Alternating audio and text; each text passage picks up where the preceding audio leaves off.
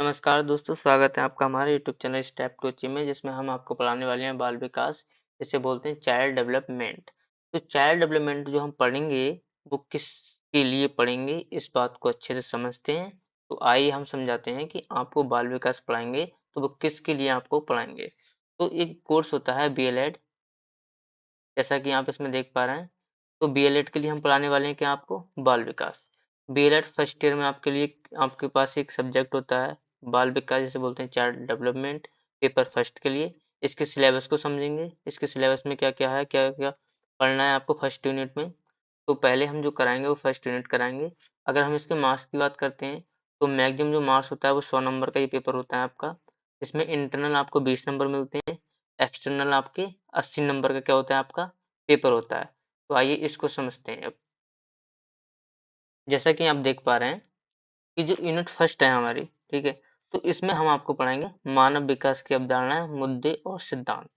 जो मानव का विकास होता है वो किस तरह से होता है, इसकी विशेषताएं क्या होती हैं, उन सारी चीजों के बारे में आपको समझाते हैं।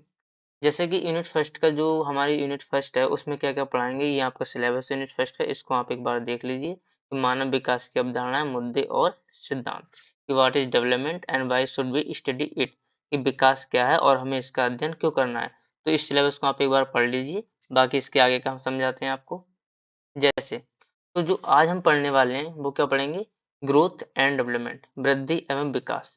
तो वृद्धि एवं विकास, वृद्धि क्या होती है उसको समझेंगे, एवं विकास क्या होता है उसको समझेंगे।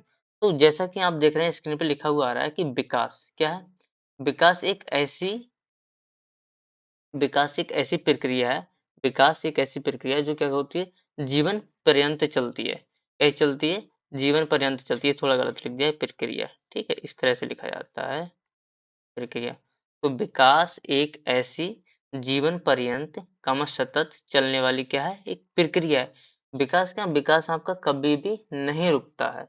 जब बच्चा गर्भ में होता है, माँ के पेट में होता है, जन्म लेता है, उसके बाद मृत्यु तक क्या होता है, आपको कुछ ना कुछ आपके उसमें परिवर्तन होता रहता है, जिसको क्या बोलते हैं, विकास बोलते हैं। तो हम बात करते हैं विकास की, तो जिसमें ये गुणात्मक है, ठीक है, इसको ऐसे लिखते हैं, गुणात्मक। ठीक, कैसे लिखेंगे, इसको ऐसे लिखते हैं, गुणात्मक। तो जिसमें क्या होता है, गुणात्मक परिवर्तन जिसे क्वालिटिव बोलते हैं, तथा परिमाणात्मक परि इसको थोड़ा गलत हो गया है, ये हिंदी में मिस्टेक हो गई है, परिमाणात्मक परिवर्तन, ठीक है, इसको कैसे लिखेंगे, इससे लिखेंगे। जैसे हम बोलते हैं क्वांटिटिव, जैसे हम बोलते हैं मात्रात्मक। मात्रात्मक का क्या मतलब होता है, जिसको हम माप सकें, और गुणात्मक मतलब जिसको हम माप नहीं सकते, ठीक है। परिमाणात्मक मतलब, परिमाणात्मक मतलब मात्रात्मक, इसको हम क्या करते हैं, माप सकते हैं। तो कैसा है, परिवर्तन सम्मिलित होते हैं। तो विकास एक ऐसी प्रक्रिया है जीवन पर्यंत चलती है, जीवन पर्यंत तथा कंटिन्यूस सतत चलने वाली प्रक्रिया है, जिसमें गुणात्मक तथा परिमाणात्मक मात्रात्मक परिवर्तन सम्मिलित होते हैं, ठीक है। अगर आप दूसरे शब्दों में समझना चाहें तो ऐसे समझ सकते हैं, जैसे नीचे लिख के बताते हैं आपको कि विकास क्या है। विकास क्या है हमारा, विकास प्रगतिशील, ठीक है। विकास क्या होता है, प्रगतिशील होता है। विकास प्रगतिशील, कौमा ऐसा है, क्रमिक, मतलब क्रम से चलता है और लगातार चलता है। कैसा है, क्रमिक है। और कैसे चलता है ये, और समझते हैं इसको थोड़ा और दूसरे शब्दों में, कि गर्भ से कब्र तक, गर्भ से, जब बच्चा अपने माँ के पेट में होगा, गर्भ से कब्र तक, ठीक है। कब्र का मतलब होता है मृत्यु तक, जब तक, जब बच्चा जन्म ले, गर्भ में होगा, उसके बाद जन्म लेगा, और जब तक उसकी मृत्यु नहीं हो जाती तब तक क्या होता रहता है, उसके अंदर विकास ही होता रहता है। इन सब चीजों को समझते हैं, तो इसको क्या बोलते हैं, विकास। अगर इसको इंग्लिश में लिखना चाहें तो ऐसे लिख सकते हैं, बॉर्न टू टॉम, ठीक है। और इसमें आपको जो हम पढ़ाएंगे वो एक लिमिटेड ही पढ़ाएंगे, ज़्यादा फालतू का कुछ नहीं पढ़ाएंगे, जितना आप आखिर में जाके रिवीजन कर सकें और अपने पेपर में अच्छे से लिख सकें, और बाकी अच्छे से अपने नंबर प्राप्त कर सकें, उन सारी चीज़ों को समझते हैं। जैसे हम इसमें आगे बढ़ते हैं अब, जैसे तो हम बात करते हैं विकास के पक्ष की। तो विकास के पक्ष की बात करते हैं तो विकास के कितने पक्ष हैं, विकास के मुख्यतः 4 पक्ष होते हैं, ठीक है।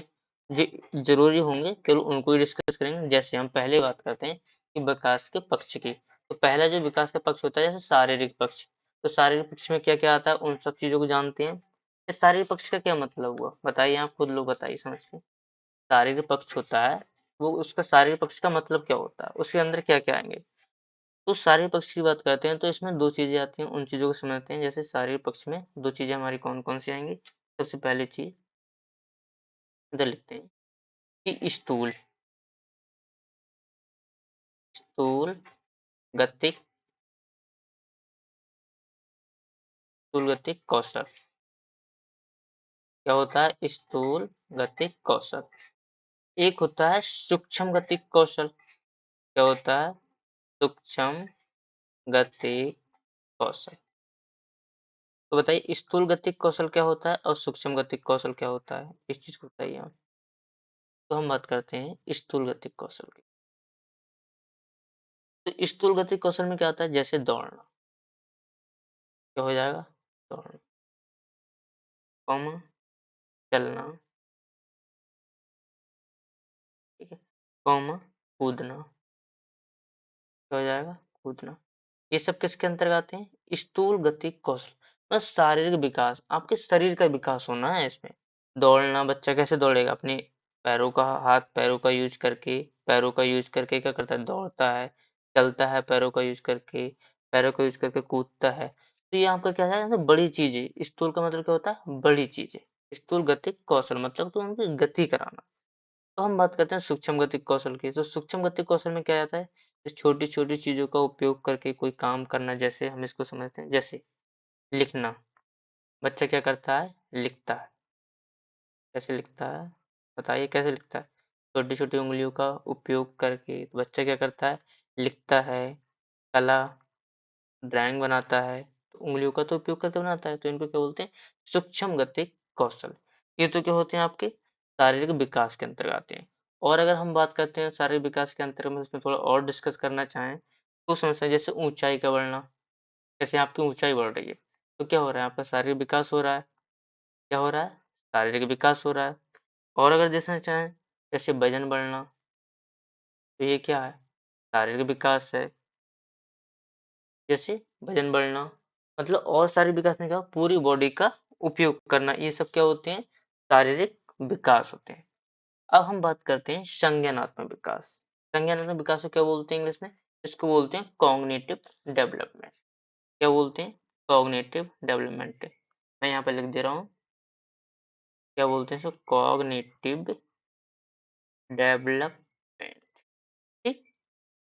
तो बताइए, इससे क्या समझते हैं कॉग्निटिव डेवलपमेंट से? इसके अंतर्गत क्या-क्या आएगा? उस बात को आप बताइए कि क्या-क्या आएगा इसके अंतर्गत? तो इसके अंतर्गत जो आएगा कॉग्निटिव डेवलपमेंट के अंतर्गत, जैसे मतलब आपने ऐसा सुना होगा संज्ञानात्मक शब्दों से कुछ पहचानने की कोशिश करना, संज्ञान में आ जाना। जैसे आपने सुना होगा आपके संज्ञान में कोई बात आ गई। संज्ञान का क्या मतलब? आपके दिमाग में, कि आपके दिमाग में कोई बात आई, ठीक है? जैसे तो इसके अंतर्गत क्या-क्या आएगा? जैसे बौद्धिक विकास आ जाएगा। क्या आ जाएगा इसके अंतर्गत? बौद्धिक विकास, बौद्धिक विकास, ठीक है? बौद्धिक विकास आ जाएगा इसके अंतर्गत। और क्या आ जाएगा? और बताइए आप? बौद्धिक विकास हो गया। मानसिक क्षमताओं का विकास। क्या हो जाएगा?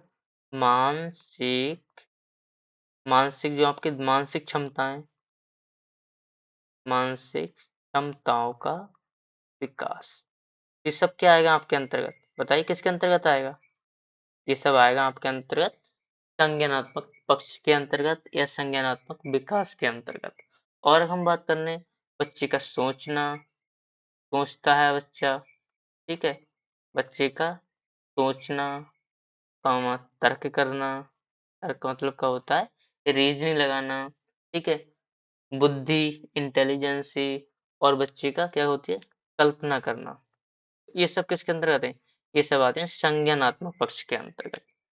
इसमें ईटीसी एक्सेट्रा और भी बहुत सारी चीज़ें हो सकती हैं जो आपसे आपके दिमाग से रिलेटेड हो, ठीक है? अब हम बात करते हैं, ये तो हो गया संज्ञानात्मक पक्ष। अब हम बात करते हैं तीसरे पॉइंट की बात करते हैं सामाजिक पक्ष। या सोशल डेवलपमेंट सामाजिक विकास। तो सामाजिक विकास क्या होता है? बच्चा समाज में रहता है। अरे अरस्तू ने कहा ना कि बालक क्या बालक नहीं मनुष्य क्या एक सामाजिक प्राणी है। तो बच्चा है समाज में रहेगा, बच्चों के साथ खेलेगा, कूदेगा, एक दूसरे से सीखेगा। ये सब क्या है? सामाजिक विकास ही तो है। तो ये होता है आपका सामाजिक विकास। अगर इसमें लिखना चाहें तो लिख सकते हैं कि अरस्तू ने कहा है, अरस्तू अरस्तू ने कहा है कि मनुष्य एक क्या है? मनुष्य एक सामाजिक